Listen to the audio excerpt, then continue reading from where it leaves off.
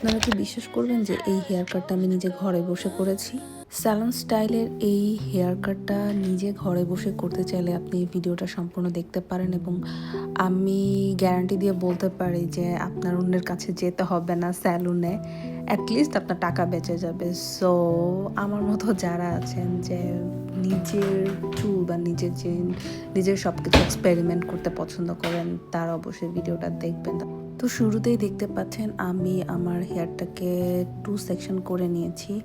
I mean আমার পেছনের যে চুল রয়েছে সেটা হচ্ছে 1 ভাগ, মানে আমরা যদি চুলটাকে 1/3 চিন্তা করি, তো সেখান থেকে আমি 1/3 এর 1 ভাগ নিয়েছি হচ্ছে পেছনে, যেটা আমি যতটুকু আসলে আমি চাচ্ছি যে আমার হেয়ার লেন্থটা থাকবে সেই লেন্থ অনুযায়ী আমি কেটে নিয়েছি। এরপর আমি ওই লাস্ট সেকশনটাকে একসাথে টাই করে বেঁধে রেখেছি যাতে আমার উপরে চুলের সাথে ডিস্টার্ব না করে। আপনারা সেটা দেখতেই পাচ্ছেন ভিডিওতে। এখন আমি ক্রাউন এরিয়া থেকে চুল সেকশন করে ক্রাউন এরিয়া চুলটা আলাদা করে নিচ্ছি।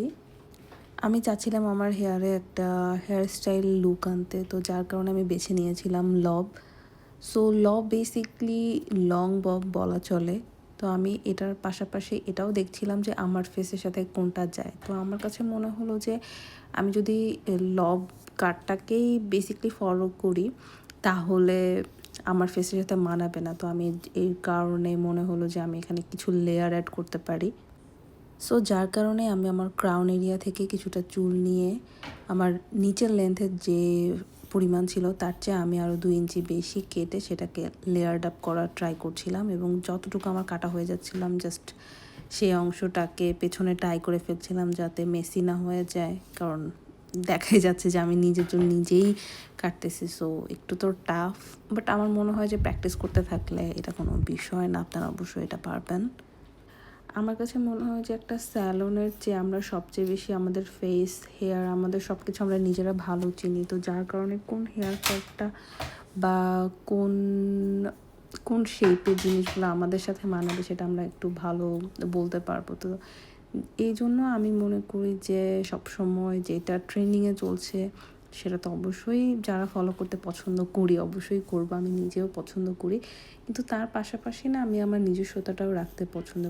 তো এই কারণে এই কার্ডটাকে একভাবে বলা চলে যে লভ সিগনেচার কার্ড। তো আপনারা দেখতেই পাচ্ছেন আমি এখন সবগুলো চুল ছেড়ে দিয়েছি, কারণ এটা কিন্তু ফাইনাল ছিল না। আমার কাজই ছিল যে আমি জিনিসটাকে স্টেপ বাই স্টেপ যাতে বোঝা যায় সেই পরিমাণ আগে ছোট করব। এরপর আমার টার্গেট হচ্ছে আমি চুলটাকে মার্জ করব। তো মার্জ করার জন্য আমি আগে ভালো মতো দেখে নিচ্ছি যে আমার কোথায় ছোট বড় হয়েছে এবং কোথায় আনইভেন হয়েছে সেটা আমি দেখে নেওয়ার চেষ্টা করছি।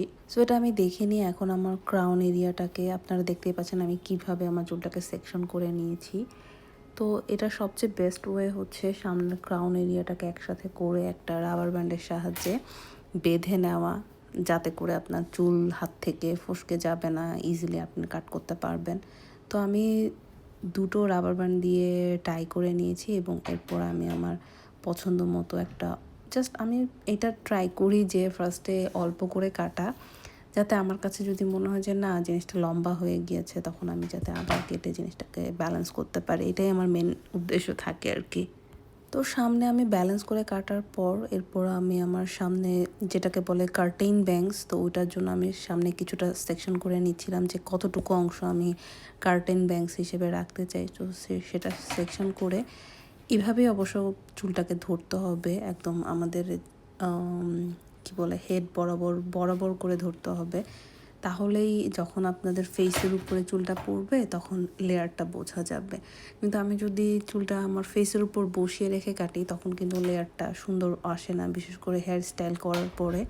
তো এটা সোজা করে ধরে যখন কাটা যায় তখন জিনিসটা ফুটে ওঠে এবং এখন দেখতে পাচ্ছেন আমি আমার যেই আনইভেন লেয়ারটা ছিল সেটাকে এখন আমি ধরে ধরে সেটাকে ইভেন করার ট্রাই করতেছি। এভাবে নিচ থেকে জাস্ট উপর পর্যন্ত ধরে এটাকে ইভেন করার ট্রাই করতেছি। এরপরে দেখতে পাবেন যে আমার চুলে আনইভেন ব্যাপারটা চলে যাবে এবং আস্তে আস্তে জিনিসটা ব্ল্যান্ড আপ হয়ে যাবে। আমি এই সোশ্যাল মিডিয়া ইউটিউবে অনেক ভিডিও দেখেছি সেলফ হেয়ার কাটের, বাট কেউ আসলে না এক্সপ্লেইন করে না যেটা আমি করেছি, কারণ আমি চাই যে আমি যেটা করেছি বা আমি যেটা করছি সেটা যাতে যারা আমার মতো আছে তারা যাতে অ্যাটলিস্ট করতে পারে, তারা যাতে আনন্দ পায়। আমি কিন্তু খুবই মজা পাই আমি আমার নিজের হেয়ার কাট, নিজের হেয়ার কালার এইগুলো করে। আমি এতটা পারফেক্ট করতে পারি না, বাট আমার মনে হয় যে চলে। আমার আশেপাশের মানুষ বেশ পছন্দও করে আমার হেয়ার কাট এবং কালার। তো বলা চলে যে মোটামুটি আমার ভালোই হয়। এবং আপনারা আমার কাট দেখতেই পাচ্ছেন যে একটা লেয়ার্ড হয়েছে।